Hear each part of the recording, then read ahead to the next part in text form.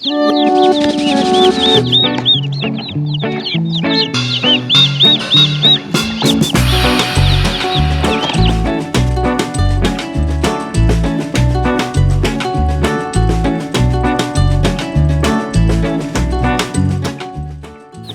folks, welcome back to Black Sheep Meadow. I'm Brent. And I'm Amber. And we got an amazing video for you today. It's a Fowltastic. Fowltastic? I wasn't expecting Fowltastic. It might be better than an amazing video, let's see. But the good news is today's video, we've actually got our turkeys in. We did, and the chicks. And the chicks, so. We ordered from Cackle Hatchery. Again. We ordered 6 Buff Orpingtons, and we ordered 2 Bourbon Red, and we ordered 2 Blue Slate. Yep. What did we receive? 1 extra of each. Good. So we got 6 total turkeys and 7 total chickens. Yes. And of each, we got an extra of each variety, I guess, is what we got. And Cackle Hatchery does that. It's very common for them to add in an extra. So because they're poultry and fowl, that there's a high death rate in baby chicks. So they typically do send a few extra. I was pleasantly surprised to get one extra. Now, I will like to say, too, we're actually a considerable distance away. We're in central Texas, and Cackle Hatchery, I believe, is in Illinois or Indiana. So they're traveling quite a distance across the United States to get to us. And we've actually had a very high success rate with all of our poultry that we've received from them. I think out of all the poultry we've ever ordered, our meat birds and laying hens and everything, I think we've only ever had one. They've all arrived alive, but we've only ever had one that didn't make it through the brooder box stage. Correct. Only one of them, and it was, several weeks old before it passed away. So, but we haven't had any. We've had really, really good luck with all of our Cackle Hatchery chicks, as far as none of them with weird scissor beaks or weird feed or anything like that. They've all eaten and drank very well. So I love working with them. So this is actually our first batch of turkeys. Yes. And if y'all been watching our previous videos, y'all seen over the past probably the month or so, I've been building our new turkey coop. And I had fully intended, since the turkey coop would have been empty when the turkeys arrived, I fully intended to use the turkey coop as a brooder box.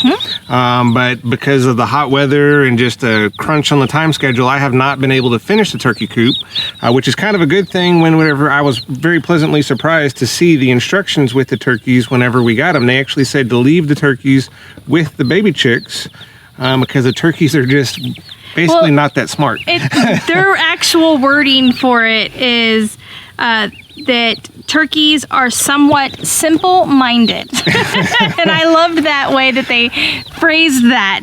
So, and they actually recommend keeping them with some young baby chicks, at least for the first little while, to actually help them learn how to eat and drink. So I thought that was a little comical. Yeah, a little comical. Our turkeys are they're simple-minded. So, but that's a good thing because it's going to give me an extra few days to finish out the turkey house. We'll be able to put them together in the brooder box for a little while until the turkey house is complete, and then we can move them into the turkey house, and that'll be great. Yep. So we're going to get that. I guess I need to get the brooder box down, and we need to get some shavings in it. We need to get it all set up for This is a little bit different. So we are now in the middle of June, and I think throughout this next week, our high temperatures are going to be already well into the hundreds. We're going to see 102 degrees, I know, for the next 4 to 5 days. Right. So I don't know if we're going to have to worry about them getting too cool. 77 for a low at night. Right. So we're going to definitely have to make sure. So if you've done baby chicks, or if you don't know, you need to provide them with like a heating zone and then a cooling off zone, and then like their food and their water. They need to be able to separate themselves or get away from the heat if they can. So keep that in mind when you're setting up something like a brooder box or you're getting new baby chicks. It's not so much of you have to keep them hot, and certain times of the year you need to provide cool space for them. Correct. So now the keeping them warm thing, that's primarily because the baby chicks don't have, whether it's a chicken or a turkey, they don't have feathers to insulate them. Like that's their blanket, I guess. That's their sweater. Right. So they don't have that yet. That's why they need to be kept in a warmer environment. Yes. So I guess we're going to start on...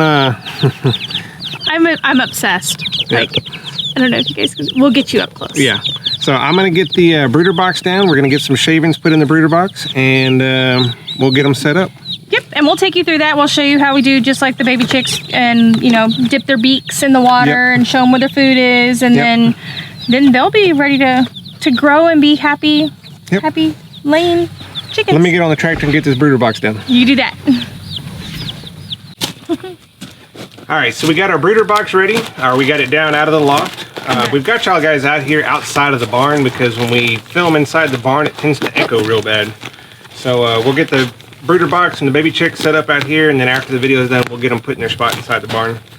But we're gonna get some shavings, and we have some 2x6s for elevation on the feeders.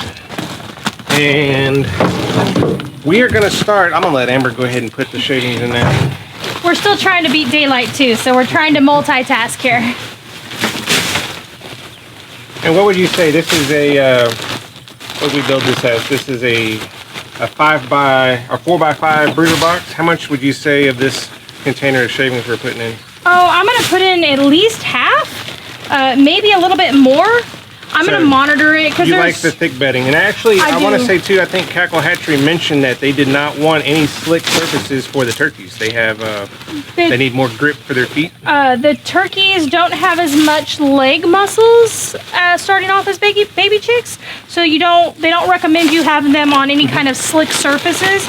Will you pick those up right there? I don't want to cover them up. Go ahead.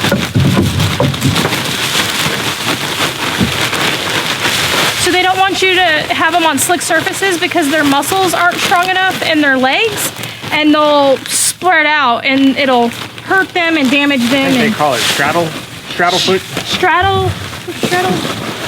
They had a name for it. Yeah.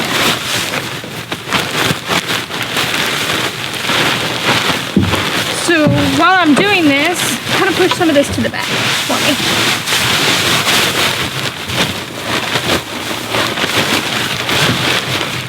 Let's see how that works.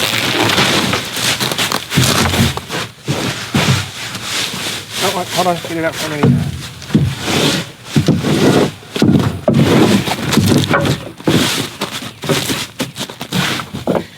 All right, so the 2x6 is in here if they are to keep the shavings out of the waterers. It just helps a little bit. So the chicks can stand, it kind of gives them a ramp, so they're gonna get on here and then they can get the water if they can't just reach over the edge. It's just kind of one layer to try to help keep the shavings out of the water. They're gonna get shavings in the water. We just wanna eliminate some of the shavings in the water. So we're gonna elevate them, and then we're gonna also elevate the food the same way. That way they keep it a little bit cleaner. But are we ready? Yes, I think we're ready. I think we're ready. Let me go get them. Let's go get, well, first let's get the water and the food in here. Okay, so set them up first. Yeah, let me set you up first, hold on. Okay, so on their water, I'm going to put a splash of apple cider vinegar. We are putting 2 5-quart waters in here just to make sure they don't run out of water. It's gonna get hot. We're already calling for over 100 degrees within the next couple of days. And you see there's just a couple jigs in here. I've been a firm believer in apple cider vinegar for the baby chicks for a long time. I've always done it. I continue to do it. We're gonna put 2 of them in here. These are pretty simple.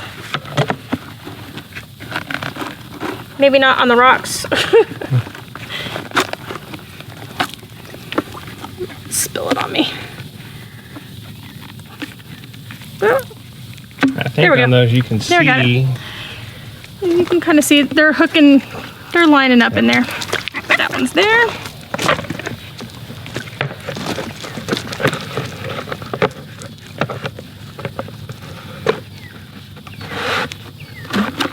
That one's just a newer water, so it's a little bit tighter. There we go.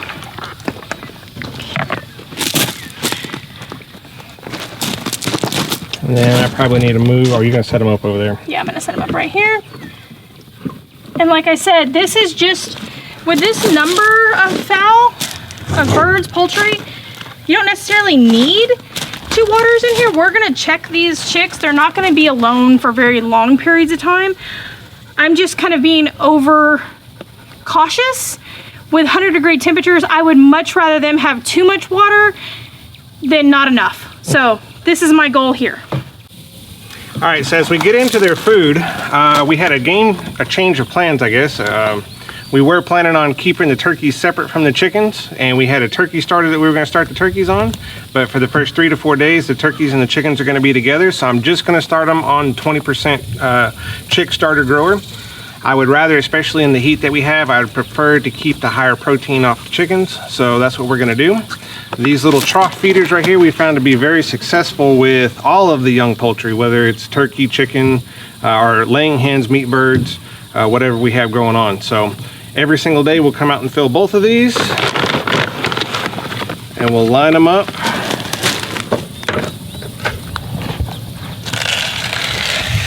Just like so. And I like to put an ample amount.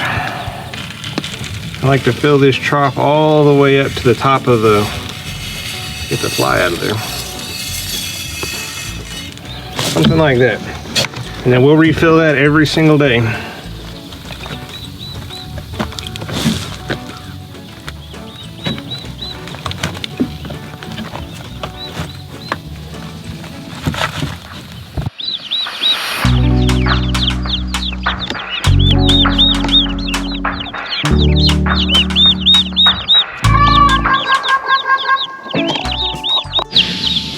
So we're gonna get these guys introduced in here. They're so cute. I'm so excited about these turkeys. So this is the Blue Slate. And they've got their little horn that the turkeys do.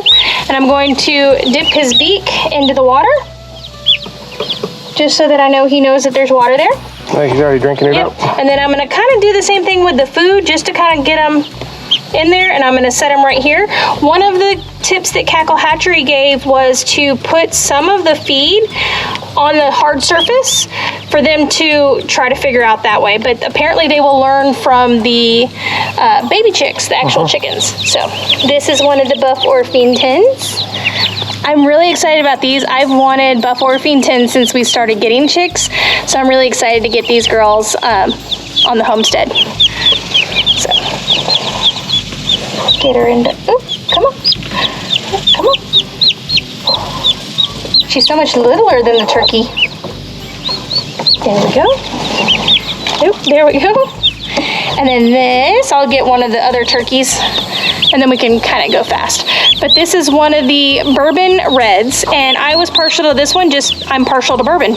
So I was excited about these guys. I know. Dip their little beaks. Oh, he got it. Not quite sure. There we go.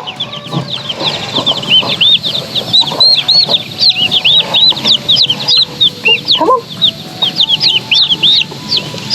We got 13 total birds this go around. Look at them drinking it up.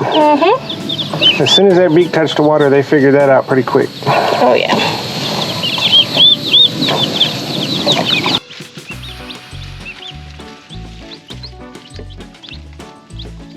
Let me get this bug out of the water already. Flies are going to be the issue.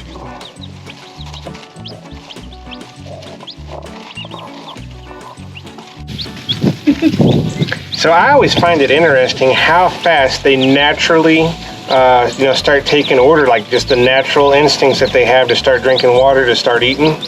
This is obviously the first, these birds, they hatched on Monday. Today's Wednesday. Oh, I'm sorry, today's Tuesday afternoon. And these birds have never drank out of a feeder before. They've never eaten out of a food trough, but just almost naturally, they have a natural instinct to, hey, this is what I need to do. I think that's really cool. It's fun. They're already chasing the flies that are just naturally coming around. They're already chasing them around and chasing each other and stretching their little wings, and they're definitely eating. I think I've seen every one of them at least eat a little bit. I think I've pretty much seen them all drink a little bit. So I think they're going to be settling in. And then too, while they're in the barn, because this is the first time for us trying to raise baby chicks in these hot temperatures, so I found that in the barn there's a cool spot in the far back that works out really well. But I'm going to put a fan overall over the entire box to keep the flies down, because I don't want the flies in here with them, while they're trying to mature. Yeah, I think that this time is going to definitely be keep them cooler rather than keep them hot. I think keep them warm or not hot. I'm sorry, yes, to keep them warm, not hot. I think this is going to be a good battle or a good learning experience for us. But I'm really excited to see these guys. I'm just, they were so happy. We have total, our interest is to get the Buff Orpingtons for laying hens, and then we're still trying to get at least 2 of these turkeys. Hopefully we'll have 2 toms in some fashion. I'd prefer 1 tom of a red bourbon and 1 tom of a blue slate, but I guess we'll figure that out here in the next coming weeks. But ultimately the toms are going to be for, we would like them for Thanksgiving and Christmas. We would really like to have them for Thanksgiving and Christmas, and then we would like the hens because we would like to have turkey eggs.